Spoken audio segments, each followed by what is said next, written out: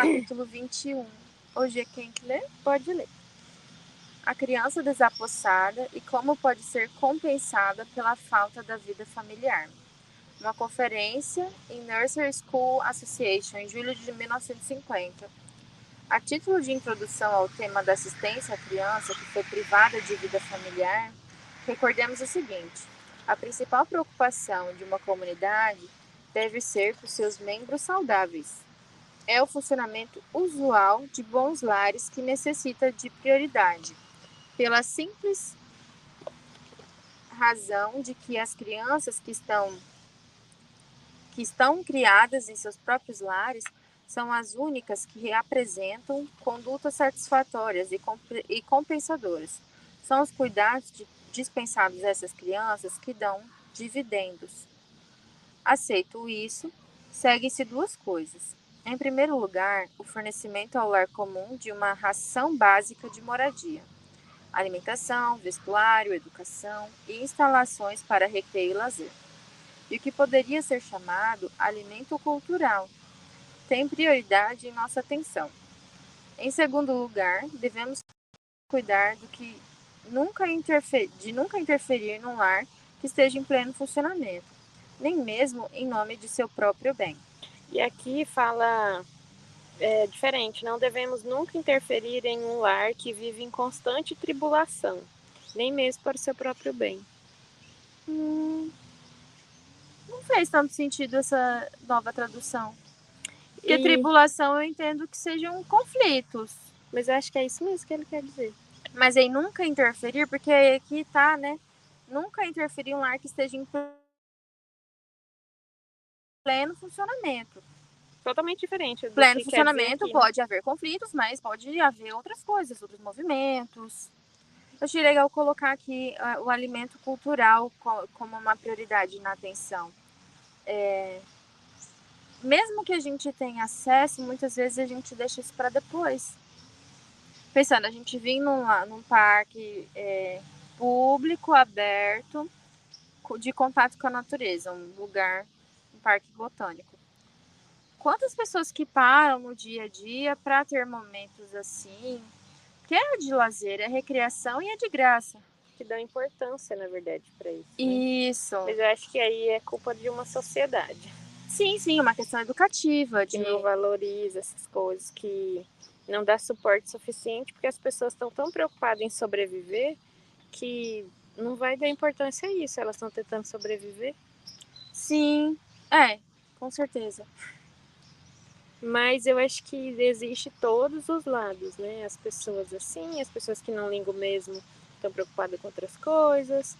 Do mesmo jeito que tem gente que empurra qualquer comida sem saber o que está comendo, né? Verdade, de fato. Mas vamos ver o que ele quer dizer aqui para frente.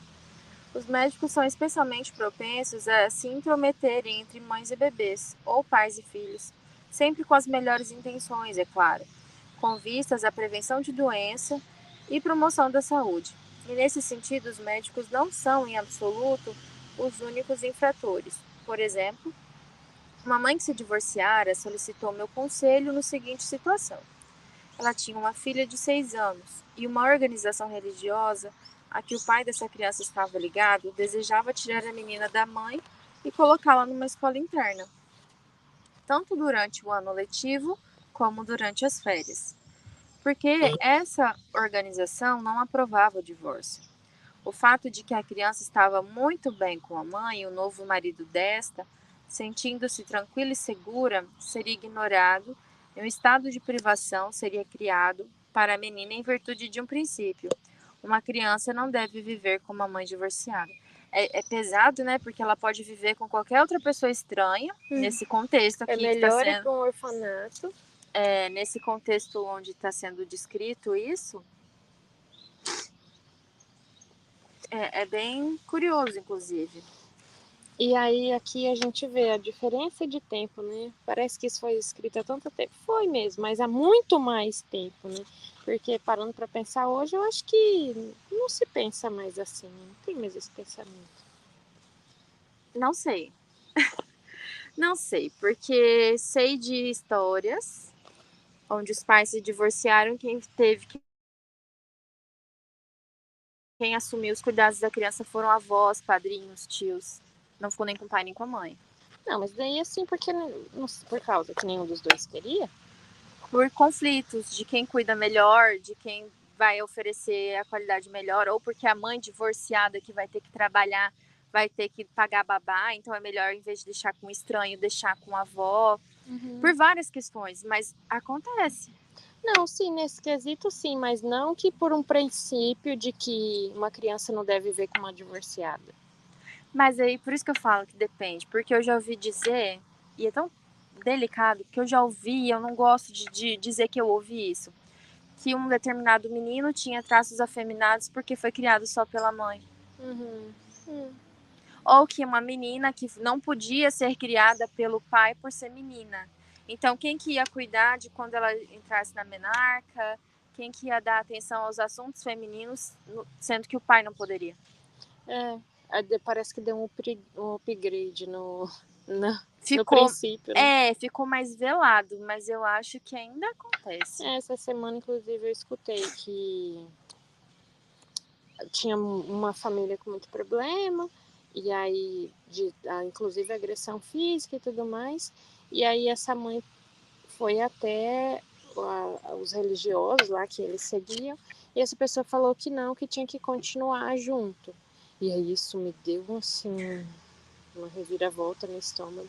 E de fato é por causa de princípios, né? Não se pensou no que na questão da saúde, né? Inclusive física da pessoa.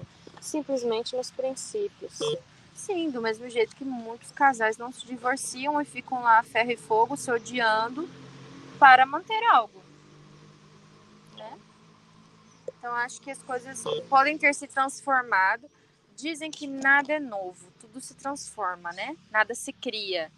Então, o modelo de hoje talvez seja uma modernização desse modelo anterior.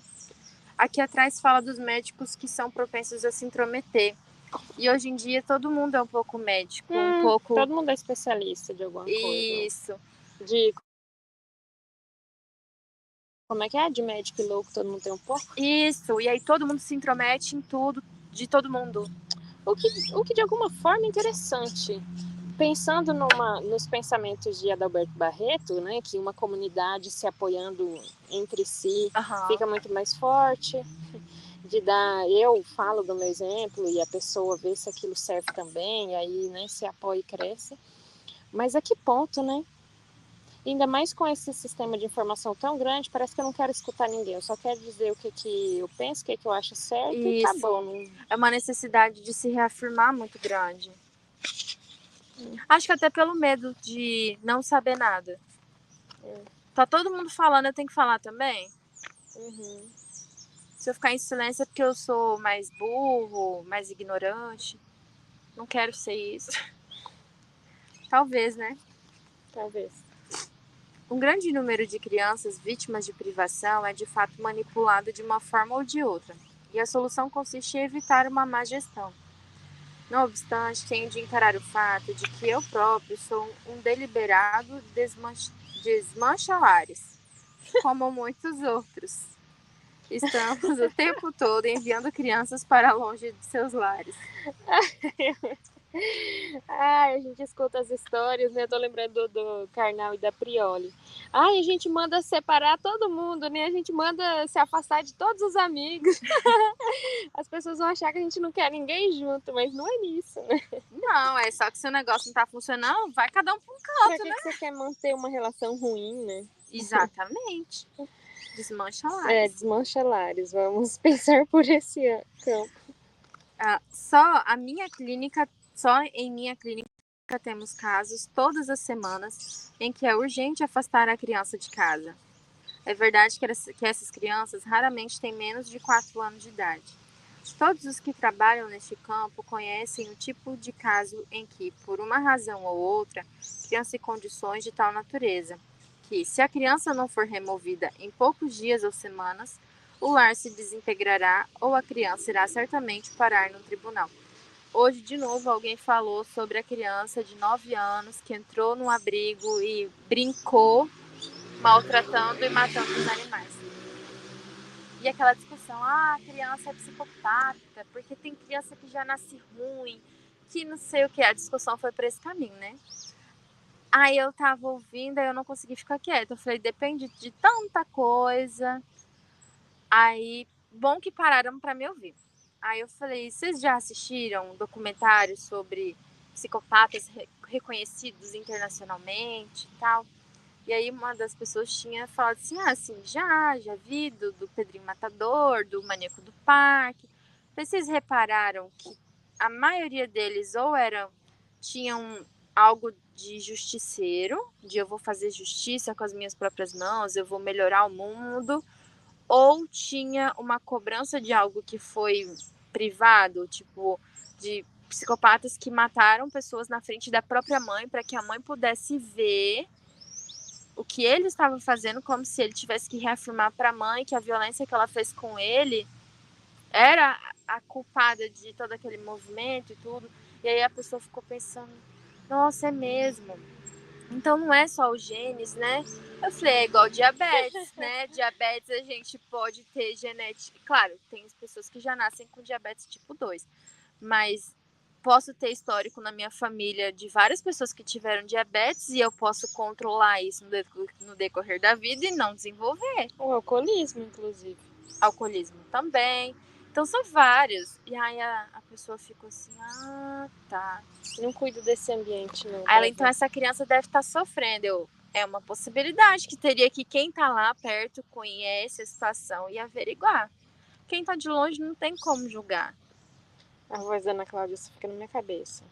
Pai banana, mãe castradora. É. As funções têm que ser bem estabelecidas. No livro do José Alteral, ele fala de funções, ele fala que não tem a ver com o sexo de quem faz a função, mas ele fala, mãe acolhe, ele colocou inclusive isso, né? A mãe traz para o mundo e o pai apresenta ao mundo. A mãe segura o bebê na horizontal para que o bebê olhe para os olhos dela. O pai segura a criança na vertical para que a criança veja o mundo. E é isso, precisa ter funções muito bem marcadas. Inclusive é tão isso que geralmente não sei, mas eu vejo muito essa cena de pais que vão pegar o bebê, que coloca com as costinhas pro peito dele, de frente pro mundo. E é natural, ninguém ensinou. Ninguém que ensinou ele a pegar daquele jeito. E ele vê toda a mãe pegando deitadinho. Sim. Mas na hora que ele pega viradinho, um bebezinho vertical. E coloca assim, para ver o mundo, de fato. Sim, eu achei muito legal ele marcando isso, que eu nunca tinha lido. E aí no livro do José Alteral ele coloca até o modo de segurar o bebê.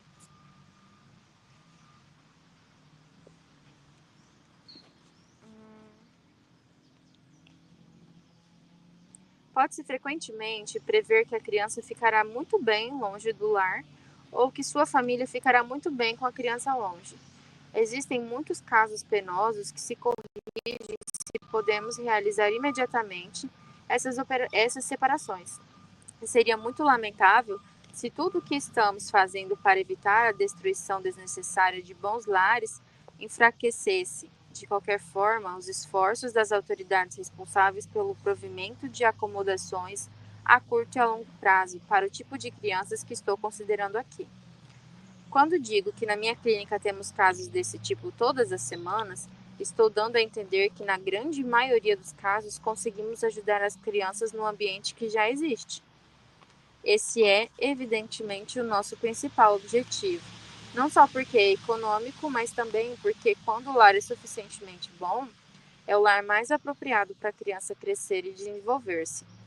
A ampla maioria das crianças que necessitam de ajuda psicológica estão sofrendo de distúrbios ligados a fatores internos, distúrbios no desenvolvimento emocional, distúrbios que são intensamente inerentes porque a vida é difícil.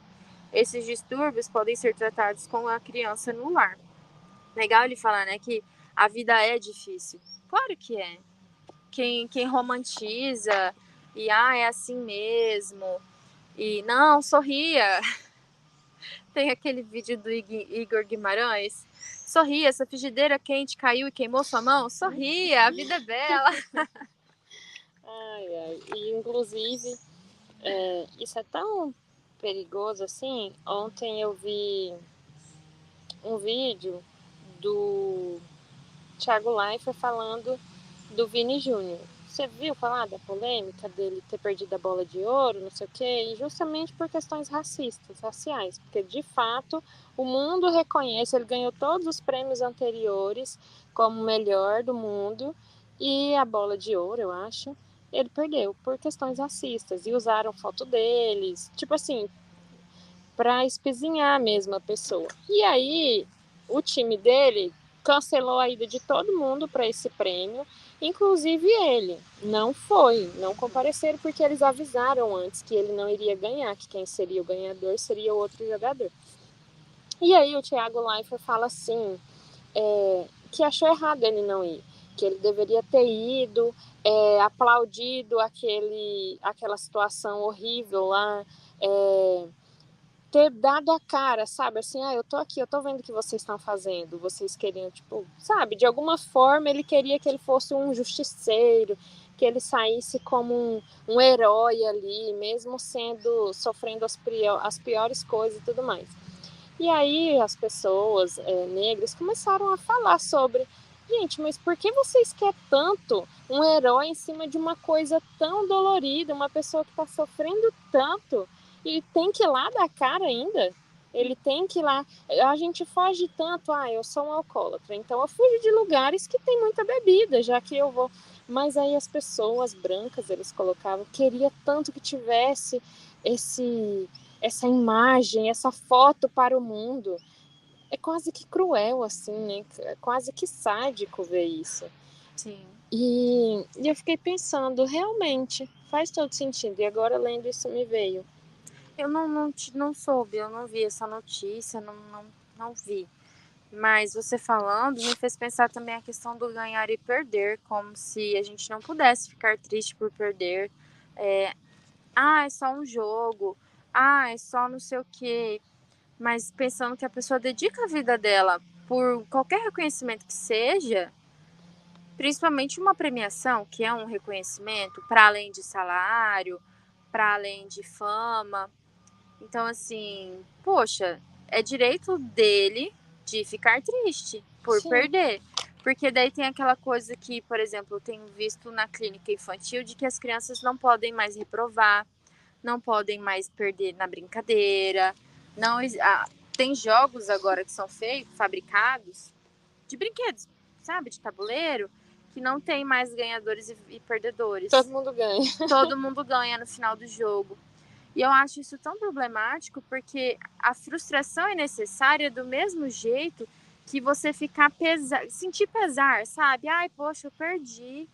Também é importante para um desenvolvimento. Que a gente fica triste, né? Que a gente fica chateado, que a gente faz coisa errada.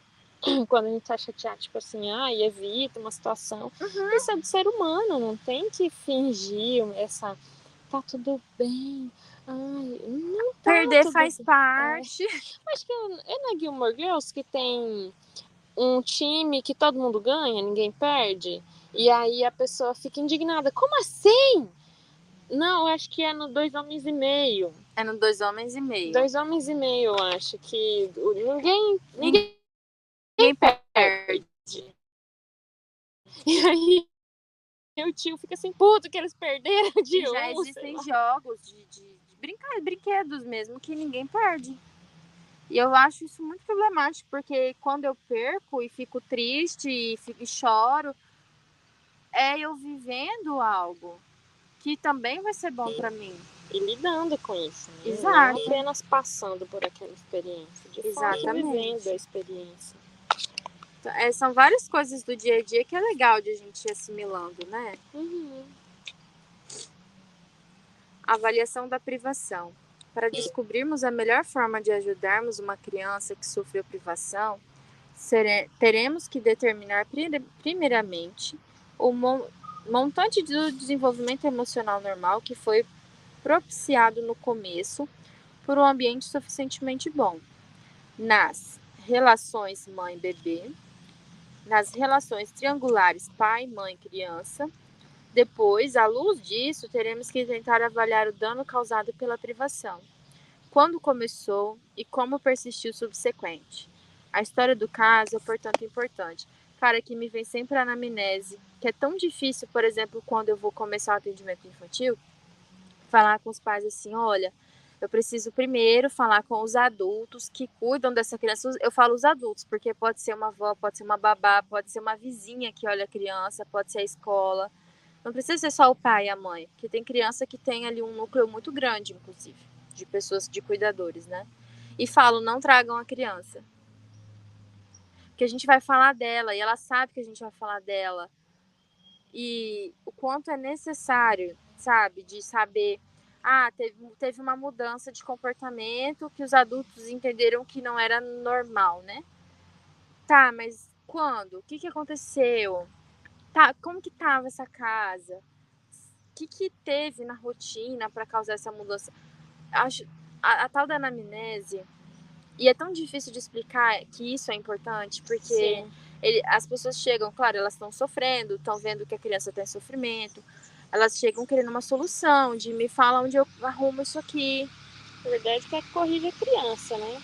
E aí, às vezes, nem percebe que o ambiente, que aquelas atitudes está tendo aquelas consequências com a criança. Exato. E é muito interessante, às vezes você começa a perguntar, mamou até qual idade? Mamou seio ou fórmula? Aí a pessoa fica assim, te olhando, o que tem a ver isso, sabe? E tem a ver, como que foi a gestação? E aí eu acho o máximo quando você pergunta, foi uma gravidez desejada, planejada ou não? Aí a pessoa te olha assim, porque daí tem que se haver com as suas coisas também, né? Sim. E se deparar com até isso. com as irresponsabilidades, né? No caso de não ser planejado, às vezes quando é muito nova, uma mãe muito jovem, né? Sim. Esses dias, inclusive, eu fiz um primeiro atendimento. E aí o primeiro passo foi assim, tá, agora nós vamos sentar aqui e vamos falar sobre a sua história. Porque era o acolhimento com a mãe, o primeiro passo, assim, sabe? E as pessoas entenderem isso, começar a perceber, a olhar para suas atitudes. Isso é tão difícil também, porque já está sofrendo com a criança, entre aspas, todas as aspas, desajustadas. E ainda se haver com seus comportamentos, com a responsabilidade. Acho que nesse ponto que você está falando é entender outra coisa. A criança desajustada, entre as aspas, várias aspas, é a criança que demonstrou algum problema por não entender, porque os pais, os adultos sempre falam, mas ele não entende ainda.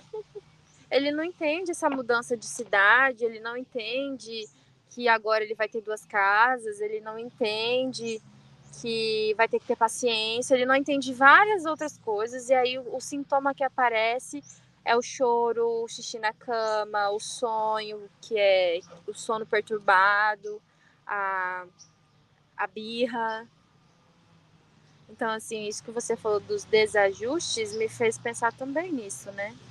A criança nunca entende, de fato não entende, e o adulto também não dá oportunidade para que a linguagem fosse adaptada e as coisas fossem, talvez, narradas. Olha, nós vamos fazer isso aqui.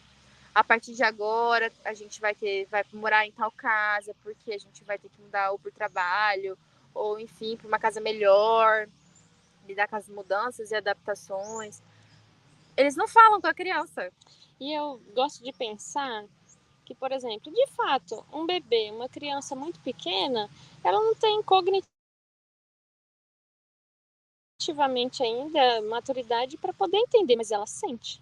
E ela não sabe o que ela está sentindo. E eu lembro de uma frase de Winnicott que a gente leu no grupo uma vez, que quando o bebê está com fome é como se ele tivesse uma alcateia de lobos dentro de si. Ou então rajadas de trovões. Os trovoadas. E assim, ele não entende o que está acontecendo, mas ele está sentindo algo. Aí que é legal, alguém de fora falar assim, olha, está na hora da sua comida, você deve estar com fome. E ir nomeando isso e repetindo, para que um dia ele entenda, esse trovão aqui é fome. Sim, em algum momento com uma voz calma, uma voz que acolhe, acalenta, explicando que já vai chegar, ou que já quando percebe que deu tempo, já caminhar para começar a fazer as coisas, para quando a fome chegar, ele sim, já, né, sinta e tudo mais, e já logo tenha ali o alimento. Até quando os pais falam assim, ai, vai dormir um bebê, vai dormir lá no quarto sozinho. Ai, deixa chorar para acostumar. Gente, que terror!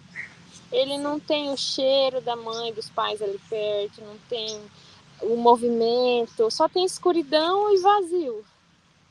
E muitas vezes esse quarto ele é totalmente frio, né? Como se fosse... Não sei nem explicar, mas assim, não é preparado, adaptado. Em alguns casos, não em todos. Sim. E por mais que seja adaptado, quando você, no primeiro contato ali, não é. Ele não sente, eu não estava aqui, eu estava num lugar gostosinho Tava até num esses quentinho. dias, e agora estou nesse lugar horrendo. Lógico que ele não entende, mas ele está sentindo coisas estranhas, que vai influenciar durante toda a vida dele.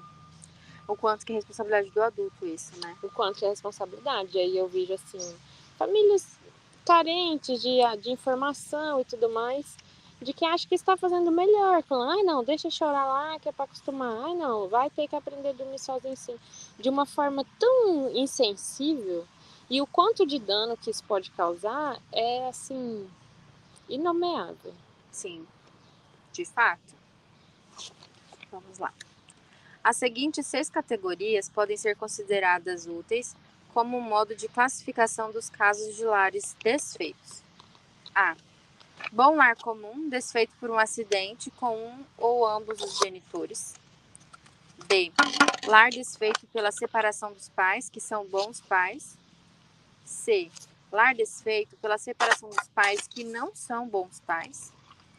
D. Lar incompleto, porque não existe pai, filho ilegítimo, nos casos, né? A. Mãe é boa, os avós podem assumir um papel parental ou ajudar em alguma medida. E. Lar incompleto porque não existe pai, no caso de filho ilegítimo, e a mãe não é boa. F. Nunca houve um lar. Nossa, quantas opções, né? De situações que podem ocorrer e que acontecem. E que vai dar numa delinquência aí, alguma consequência nesse sentido, justamente pela deprivação. E aqui, inclusive, fala de lar rompido, de pais que não funcionam, não desempenham o seu papel suficientemente bom. E isso também vai dar ruim. Sabe que eu já atendi criança que falou, ainda bem que meus pais se separaram? Uhum. De a criança conseguir, de alguma forma, verbalizar isso. E olha, ela não tem idade para racionalizar isso, e ela já racionaliza. Sim, criança de 7, 8 anos, e falar assim, não devia estar vivendo não devia estar essas preocupações, né? Ela devia estar preocupada com o abecedário.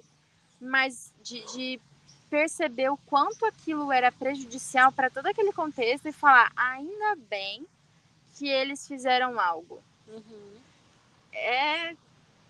Eu acho assim, de uma não a maturidade, mas de uma questão mental antecipada, precoce. Que vai dar ruim, já deu ruim, ela tem aí consequências. Sim. Ela deveria estar se preocupando com brincar, com a escola, com fazer atividades, com aprender coisas do lar, e não com a responsabilidade, graças a Deus, estava péssimo. Exato.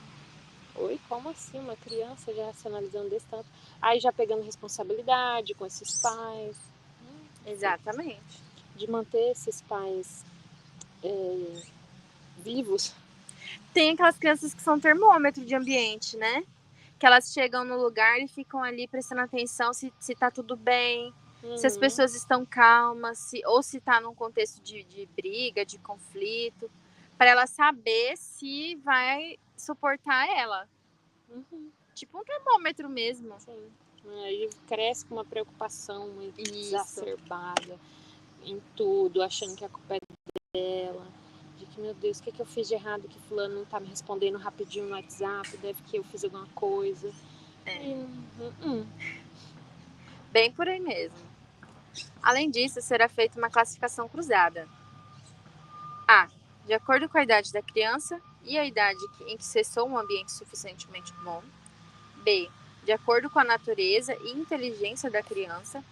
C. De acordo com o diagnóstico psiquiátrico da criança. Esse A aqui é muito forte. Porque, ok, de acordo com a idade da criança, a idade em que esse ambiente se desfez, né? Tende-se a pensar que quando a criança é muito nova, ela não entende. Mas é justamente o contrário. Quanto mais nova ela é, mais grave vai ser a consequência dessa mudança. Mas o senso comum ela é muito pequena, ela vai crescer daqui em diante sem isso, sem o pai em casa, ou sem a mãe em casa, nesse novo arranjo, às vezes já com um padrasto ou uma madrasta. Então ela não vai se lembrar do que aconteceu e vai viver. Mas é justamente o oposto. Quanto mais nova essa criança era, mais sérios as consequências, os problemas de amadurecimento podem ser. Sim. Porque ela não lembra. Aí que vai ser o B.O. mesmo, que daí vai chegar na terapia, não vai saber o que aconteceu, não vai saber verbalizar, então tempo aconteceu tal coisa. Não, ela só sentiu. E aí não tem como chamar a mãe mais, porque quando essa pessoa vai pra terapia, geralmente ela já é adulto. Que daí ela começa a se perceber reproduzindo padrões de relacionamento, questões de trabalho, onde às vezes ela não consegue se impor. E ela não. Como? Não tem como a gente chamar a mãe pra fazer uma anamnese. Em algum momento é possível, claro, mas aí a gente costuma, inclusive, falando assim, mas você já conversou com sua mãe? Como que foi a sua infância? Esses dias eu fiz essa pergunta, na verdade, para um adulto, um homem. Se ele tinha amamentado no peito ou fórmula, ele não sabia dizer, nunca foi uma conversa. Se a mãe dele tinha dado o peito pra ele. Não sabia dizer, não sei, a gente nunca falou sobre isso. E assim, é a história da pessoa, né? Ai, me fez lembrar o livro 7? 6? O livro 6 dos Bridgerton, em que a Francesca, já viúva, pergunta pra mãe, que também era viúva, se a mãe em algum momento tinha pensado em se casar de novo. E ela foi a única dos 8 filhos que fez essa pergunta pra mãe. E aí a mãe fala, muito sensível, muito cuidadosa, de que ficava surpresa de por que a filha estava fazendo aquela pergunta, né? Mas entendia porque a filha estava ali no conflito, sendo viúva muito jovem. E aí a mãe fala, né, que não, porque ela já tinha 8 filhos, não tinha mais a pretensão de ter mais filhos, o que era diferente no caso da filha, que ficou viúva sem ter filhos, muito jovem. Então, seria compreensível que ela se casasse e quisesse ter filhos, por ter só 27 anos. E aí, no final dessa conversa entre as duas, a mãe pergunta, por que você nunca me fez essa pergunta antes? E a filha só dá de ombros. E aí a filha devolve a pergunta, e por que você nunca me perguntou o que eu sentia por ter ficado viúva, ou por querer me casar, ou por querer ter filhos? E a mãe igualmente só dá de ombros. Então, aquelas conversas que não são ditas, mas estão ali em algum lugar guardadas. E são... E é legal ver, né, o quanto ela conseguiu superar, assim, essa barreira do não dito. Sim. Porque seria muito... minha mãe até hoje não se casou, então como que eu... Pra época, né? Sim. Como que eu vou querer isso? Se ela é uma pessoa exemplar, que de fato retrata ela assim, então, para eu ser exemplar, então também tenho que ser, né, pro resto da vida, casta e tudo mais. E ser fiel a um amor, né? Ela fala muito que ela não vai amar mais ninguém, mas por toda a situação, aquela conversa que nunca tinha acontecido antes. Que nenhum dos filhos nunca tinha, talvez já tenham pensado, mas nunca tinham feito. E ela foi lá e fez, hein? Eu achei muito... E geralmente quando é um lar assim bom, né, que eram pais bons e tudo mais, os filhos não querem que quem ficou se case novamente, né? Então acha ótimo, mas a importância de todo mundo se libertar disso, de saber como o outro se sente. Essa mãe, ela tá bem? Tem uma parte do livro que fala dos pensamentos da personagem, da Francesca, ela pensando, ela começa a se colocar no lugar da mãe. De, minha mãe era mãe de 8 filhos e tal. Mas ela também estava sofrendo e ela teve que passar por cima do sofrimento de luto para cuidar da gente. Pra cuidar de 8. De 8. E eu achei tão sensível. Acho o bom de ler romance é isso, que a gente é transportado para esse lugar que faz pensar também. E ali um romance climatado em 1850. Então, só por aí você já imagina o tanto de dificuldades, né? Exato. Continuando. Mas muito legal, né? Saber que um romance, um livro de época faz a gente... ilustra, né? É tão simbólico. Eu fico pensando a escritora, que ela é de agora, ela é de 2024, ela mora nos Estados Unidos. Criar algo baseado numa sociedade britânica, Londres e País de Gales, em 1800. A trabalheira que não deu, hein, pra Sim, pesquisar, pra saber. porque eu fico pensando pra mim, que moro no Brasil, criar algo referente à África. O quanto que isso não seria custoso? Eu sempre leio livros assim e e me perguntava, porque igual, eu tenho 2 amigas que moram aqui que são escritoras. As 2 escrevem. A primeira que eu comecei a ler já tem um bom tempo. E ela retrata nome de lugares, retrata a cidade. Eu fico, gente, como que essa pessoa criou tudo isso, assim, que mora aqui num lugar tão diferente, o clima é diferente, a paisagem, tudo, tudo, tudo. E aí consegue dar vida a todo um contexto. Eu ficava, como que essa pessoa faz? Aí depois eu fiquei, aí eu fui aprendendo, né, que a pessoa vai fazer uma pesquisa, vai entender do lugar. Porque eu entendo que seria mais fácil, eu acho, escrever do lugar que você tá vendo. Ou criar uma Nárnia. Não, eu fico pensando, que cérebro é esse? Que Porque Nárnia é um esses lugar universos? totalmente fictício. Harry Potter, O Senhor dos Anéis, Game of Thrones. Nossa, eu fico, que mente é essa? The Walking Dead, eu acho que The Walking Dead foi assim, extrapolou todos os limites do humano, assim. Criar Até tudo... os da HQ, igual o Batman tem a Bat-City, né? Sim. Ó, o peixe não veio respirar. Evitamos efetuar qualquer avaliação do problema com base nos sintomas da criança, ou do valor de incômodo da criança, ou dos sentimentos em nós suscitados pela situação da criança. Essas considerações induzem um erro.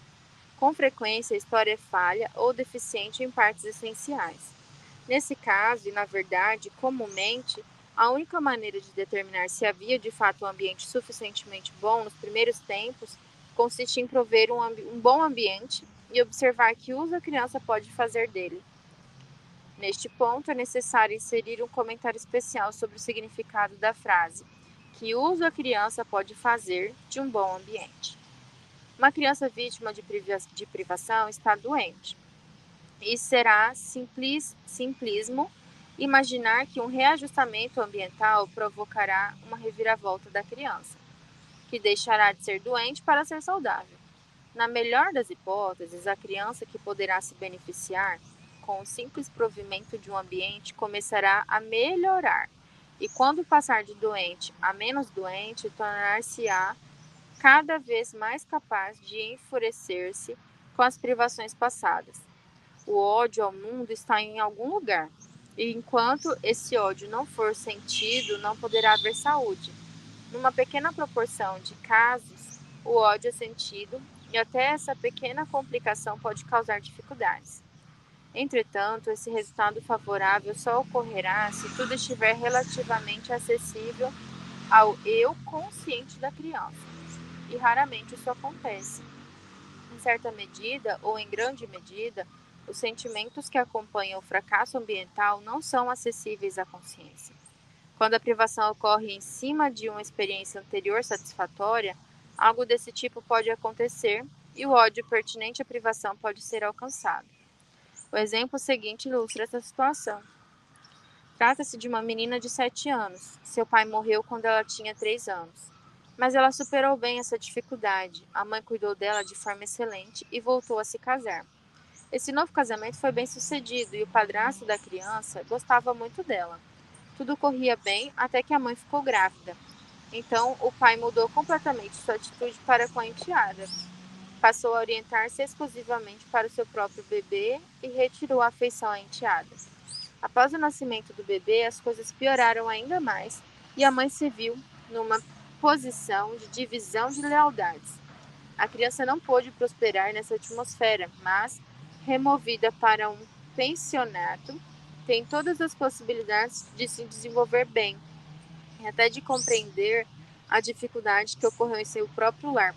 Aqui eu acho tão interessante porque crianças, normalmente, mesmo que os pais seja pai, mesma mãe, quando vem um irmão, já existe ali um sofrimento de perder um lugar. Existe um luto de um colo, um luto de um seio, um luto de atenção. Imagina nesse caso, onde o padrasto agora ele vai cuidar, óbvio, né, daquele que é sangue dele. É compreensível o padrasto fazer isso, infelizmente. É o primeiro dele, né? Exato.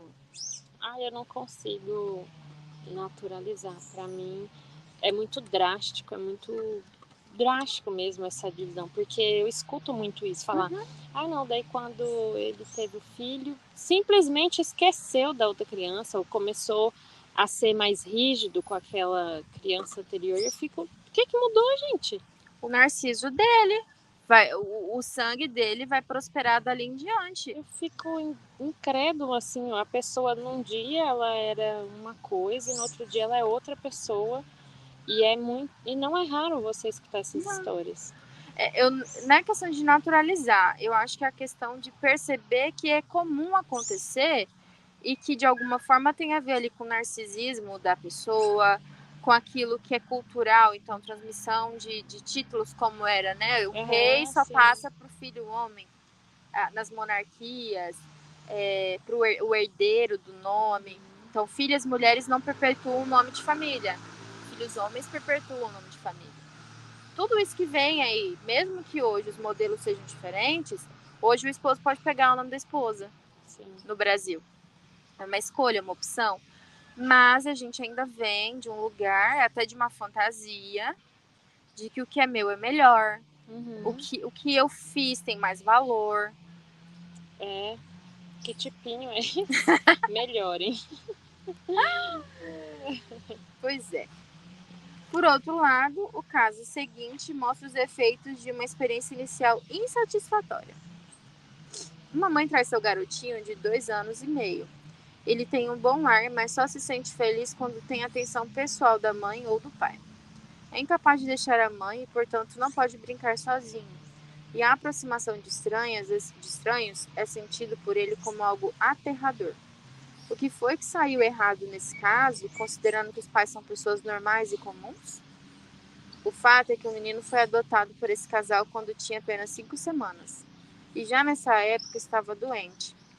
Existem algumas provas de que a diretora da instituição onde ele tinha nascido transformaram-o numa espécie de mascote da casa, pois parece ter tentado escondê-lo desses pais que estavam procurando um bebê para adotar.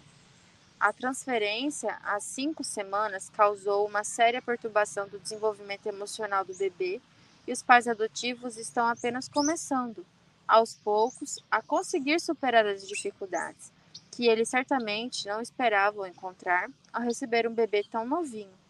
De fato, eles tinham tentado arduamente conseguir um bebê mais novinho ainda, com 1 ou 2 semanas de vida, pois tinham consciência das complicações que poderiam surgir. 5 semanas já não é nem 2 meses, é 1 mês e meio. E olha só o quanto isso já marca. De novo aquilo que a gente estava falando, né? É pequeno, não entende. Não entende nada ainda. Mas é engraçado que quando se fala de adoção, entende? Ninguém quer uma criança, quer sempre um bebê. Justamente por esse medo de vir perturbado, né? Igual diz aqui. Mas quando é em outra situação, não entende, é pequeno ainda.